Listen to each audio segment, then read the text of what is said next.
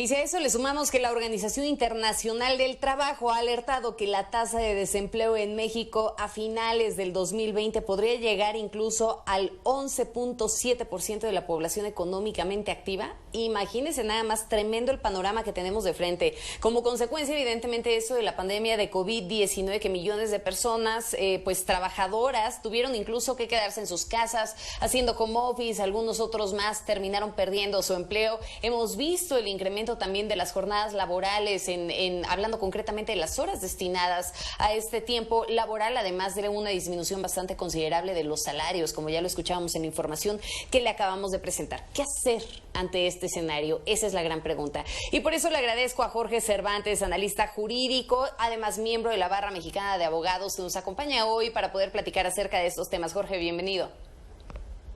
Magda, muy bien, muchas gracias por la invitación y buenas tardes a los televidentes. Efectivamente, aquí la Oye, platícanos, por favor. No, escucho. Sí, perdóname. Te preguntaba que nos digas, por favor, cuál es el balance general hasta este momento. Veíamos esta preocupación a la que sin duda te refieres y que, bueno, yo creo que la gran duda que tenemos como mexicanos ante el escenario que hemos visto ya por la pandemia de COVID-19 es qué podemos hacer, ¿no? Aquí lo principal es que tengamos una visión muy concreta y específica de cuidar la fuente de trabajo. En tales condiciones es fundamental que tenga que existir una auténtica relación laboral, que haya una negociación laboral, que efectivamente estén perfectamente bien establecidas las condiciones de trabajo y que con ello los trabajadores, los sindicatos, los empleadores lleguen a soluciones que permitan que el establecimiento, la fuente de trabajo continúe. Sé que es muy complejo porque hay intereses muy diversos, tanto de los propios trabajadores en la necesidad inmediata de poder conseguir sus ingresos para sus alimentos, para la casa, para la renta, como también el problema de los propios empleadores, en el cual tienen que estar pagando la renta, la luz, el gas, los impuestos, teléfono, y todo ello es complicado. Pero estoy convencido de que si existe una negociación, una conciliación de estos intereses, se pueden encontrar una serie de fórmulas que permitan tanto a trabajadores, a sindicatos y empleadores el que subsista la fuente de trabajo, porque esa va a ser la clave fundamental para subsistir en este embate de la pandemia. Fíjate que eso me lleva a preguntarte también y a recordar, el año pasado vimos una reforma laboral importante, ¿no? Que poco a poco se estaba echando a andar cuando nos cayó de pronto la pandemia. ¿Cuáles eran los aspectos principales de esta reforma que ya han comenzado a aplicar y que finalmente pues terminaron quedándose en ese stand-by derivado de la pandemia del coronavirus? Efectivamente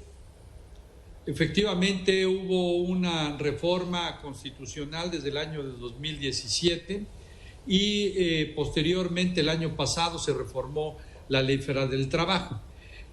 ¿Cuáles son los aspectos fundamentales? Uno, la libertad sindical, la democracia sindical, la auténtica revisión de los contratos colectivos de trabajo y una nueva impartición de justicia. Y me explico.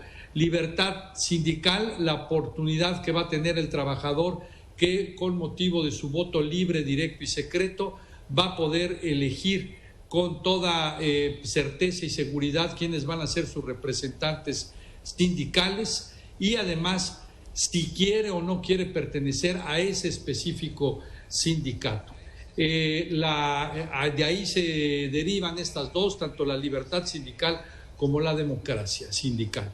El otro aspecto es una auténtica revisión de los contratos colectivos de trabajo, es decir, no nada más basta que se haya llegado a un acuerdo entre el empleador y el sindicato, sino que se coloca este acuerdo a la consulta de los trabajadores que les aplica este contrato colectivo de trabajo para que ellos determinen si efectivamente están de acuerdo o no con esos acuerdos y con ese contrato.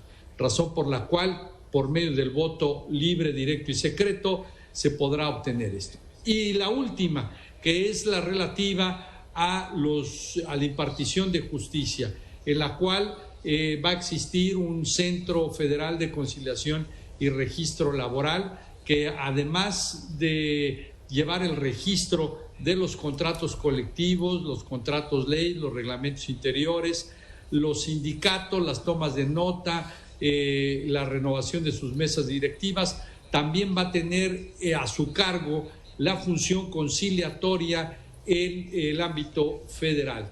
Y existirá únicamente para el ámbito local los centros locales de conciliación. Y muy importante, se crean jueces laborales en los que ellos van a estar ahora resolviendo los asuntos obrero-patronales y que desaparecen momentáneamente, es decir, las juntas de conciliación y arbitraje ya no recibirán nuevos juicios y serán ahora estos jueces que tendrán un procedimiento muy corto y muy reducido, con un elemento adicional. Antes de acudir al tribunal, es forzoso que agoten la etapa conciliatoria, ya sea ante el centro federal o al centro local de conciliación y arbitraje, y después de que hayan agotado esta etapa conciliatoria y si efectivamente están satisfechos con el arreglo, lo aceptan, si no, tendrán su constancia para ir al juicio. Bien, Jorge, y lo que me queda claro es que en medio de esta pandemia seguramente los conflictos laborales terminan creciendo, ¿no? A raíz también justamente de muchos de los despidos que se llegaron a presentar. Nada más dime una cosa, ¿cómo avanza esta parte del modelo de justicia laboral en los estados? Porque si bien es cierto, nos dices, bueno, pues ahora ya va a haber jueces que específicamente van a poderlo estar tratando, ¿no? Pero ¿en cuáles estados son en los que ya van de avanzada y cuáles otros, pues hablamos de que están rezagados, ¿no? Como para poder brindar esa justicia laboral que se necesita en medio de esta pandemia, en medio de tantos despidos y cuando ya de plano la conciliación pues no nos da más. Efectivamente, existe un calendario ya establecido previamente, es diferente a cómo se implementó en materia penal. Aquí se establecieron en un arranque 10 estados de la República, pero de los cuales ya Campeche, Chiapas, Durango, Estado de México, San Luis Potosí, Tabasco, Zacatecas van a arrancar en forma inmediata, y en el caso de Hidalgo no lo va a poder hacer nada más que desde el punto de vista federal, en razón precisamente de la pandemia, y que los estados que no pudieron ingresar, los restantes en este primer bloque, fue con motivo precisamente de que algunas de sus obras y de infraestructura no pudieron desarrollarse. Pero estos estados que acabo de mencionar, ya a partir del día 18, arrancarán, el 18 de noviembre, arrancarán tanto en su ámbito federal como en su ámbito local y tendremos ya nueva impartición de justicia. Los otros estados están programados para el 21 y 22 de los próximos 2 años, 2021 y 2022.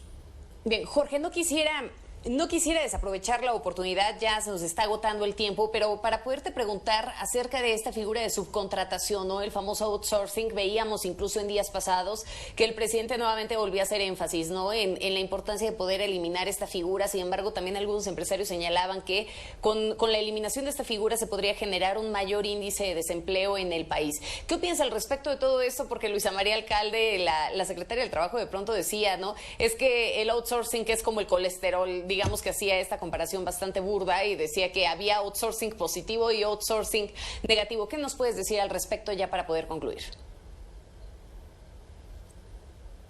Con este símil del colesterol, efectivamente existe subcontratación buena y subcontratación mala. Por lo tanto, no es recomendable y sería una gran afectación para la economía del país y sobre todo para las fuentes de trabajo el hecho de eliminar categóricamente la subcontratación. Lo correcto es regularla adecuadamente para que existan las condiciones adecuadas que protejan al trabajador, que protejan también al seguro social, los impuestos y con eso se pueda continuar con la figura de la subcontratación y hacer todo lo posible para eliminar aquella subcontratación dañina. Para ello se tendría que reforzar las inspecciones de trabajo. Ya la Secretaría del Trabajo, junto con el IMSS, junto con el SAT, ya tienen establecido una serie de protocolos para poder verificar aquellas empresas que solamente se dedican a afectar los intereses de los trabajadores. Por lo tanto, es fundamental que sí exista la subcontratación, que esté adecuadamente regulada y desaparezca esa subcontratación dañina para los trabajadores. Ojalá así se logre. Que sí exista, pero que esté regulada, ¿no? De pronto parecería que es más fácil llegar y cortar las cosas de tajo que ponerse realmente a supervisar cuál es la aplicación que tiene todos este tipo de figuras, ¿no? Como el outsourcing. Muchísimas gracias, Jorge, por habernos acompañado hoy. No, muchas gracias a ustedes y buenas tardes.